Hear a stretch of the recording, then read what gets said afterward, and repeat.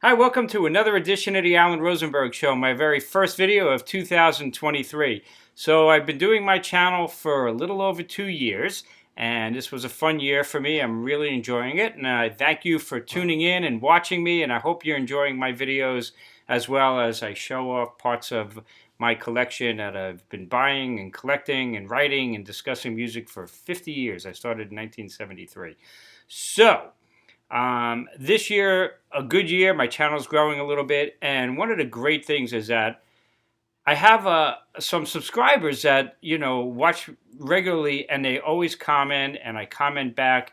And sometimes the people comment amongst themselves, and that's awesome. I love it. That's what I was kind of hoping. It should be more than just me talking and showing my stuff. It's nice to get feedback, both pro and con, and people discussing things, and I love it. And one of the viewers of my channel did the most incredible thing. I actually got a gift, and I'm going to send a link to his channel because he's had a YouTube channel for much longer than me, much more successful. It's called @SteveHarold. He's the nicest guy.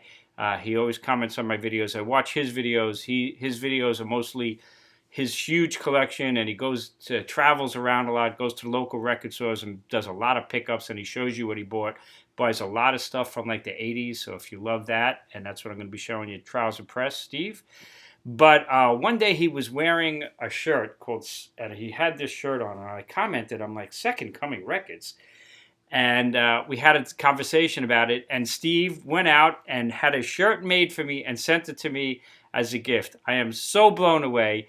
It's like the nicest thing. I mean, wow, I'm so touched. So there it is. Thank you so much, Steve. Looks great. I love it. So I'm a Long Islander, so I've been buying music, like I said, for 50 years, and Long Island's blessed with a lot of record stores. Had even more back in the golden days, but still it's about 5 I go to regularly every week. But back in the day, every once in a while, you would take the Long Island Railroad and go to Manhattan. Because as cool as the record stores were on Long Island, and they were, well, New York City record stores at Greenwich Village were something else. And that's where it was the holy land for getting collectors type records, bootlegs. And that's what you see behind me. I have a huge collection of vinyl bootlegs from the 70s, 80s, and I did another video. And I'm going to send a link to that video where I show a chunk of my classic vinyl bootlegs, which you see behind me. I'll show them these again anyway, some of them. But one of the great stores in Greenwich Village back in the day was Second Coming Records on Sullivan Street. And there was a ton of record stores. And if you used to read Trouser Press in the early, mid-'80s, Trouser Press was a really cool rock magazine. Back in the days, they mixed it up really well. They would write, about classic stuff. I mean, here's a cover with Bill Wyman on it. But Trouser Press definitely focused on new wave, punk. That's when Tom Petty was new wave, Blondie. But buried in the back of Trouser Press would be these really cool ads. And they would have like national stores that were located all over the place.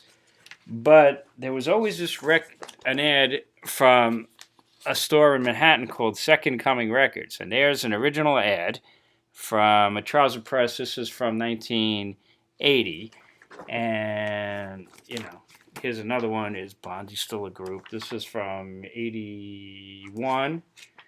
And if you went to the back, tons of ads of like Record Runner was another one that was in Manhattan, and it was Greenwich Village. You would go to Greenwich Village, and there would be tons, and I would just spend hours going from one store to the other and buying, rare 45s and bootlegs. Here is another ad for Second Coming Records, and what they had bootlegs, and they would actually advertise the bootlegs. And back in the day, they were expensive bootlegs, vinyl bootlegs. So, I'd make a pilgrimage to Manhattan to see these record stores and go shopping. And it was just so much fun. And I would save my money up. The Golden Disc was another one. Legendary store on Bleecker Street. Tons of bootlegs. Another full page for Record Runner in Manhattan. And they list bootlegs on there, you know, collectors type vinyl. And here's another one. Original ad for, where is it? Second Coming Records and LPs, imports, and boots. So I would go there and buy their bootlegs. And then eventually what happened was Second Coming Records got busted. What my memory is, I think they got busted not only for selling them, but for making them. I'm not exactly sure. But what you see behind me is actual bootlegs that I bought, a lot of them, from Second Coming Records. So there you go, Steve. If you're watching this video, and this one has a price tag on it. Here's Stones and New Barbarians Blind Date. That's when Keith Richards had to do his famous concert for the blind. $25 for a double live bootleg. And of course, when you bought bootlegs, you didn't know what the quality was. This is still one of my favorite bootlegs. Claudine Accidents Will Happen. And back in those days, these were outtakes from Emotional Rescue and Some Girls. And then sides 3 and 4 were deeper cuts. Excellent quality. This stuff was great. Here was a Jethro Tull trademark quality bootleg, live concert. A great Genesis famous bootleg. Just a Live from the Mouth of the Monster. This is from live show. And you can see at the bottom, they would put promotional, not for sale. Yeah, right. Of course it was not for sale. It's a bootleg. And here's some more. Another trademark of quality Genesis Skywatches. I think this was from the Roxy in like 73. Robert Plant on his first solo tour. Great one with Phil Collins playing the drums. And I was actually at this concert from The Who, Madison Square Garden. So that was always fun. You'd find like a bootleg of a show you were actually at. Al Stewart live, The Year of the Cat, live in Seattle, 77. The thing about bootlegs is you never knew what the quality was going to be. And sometimes they were really good, and sometimes they were terrible.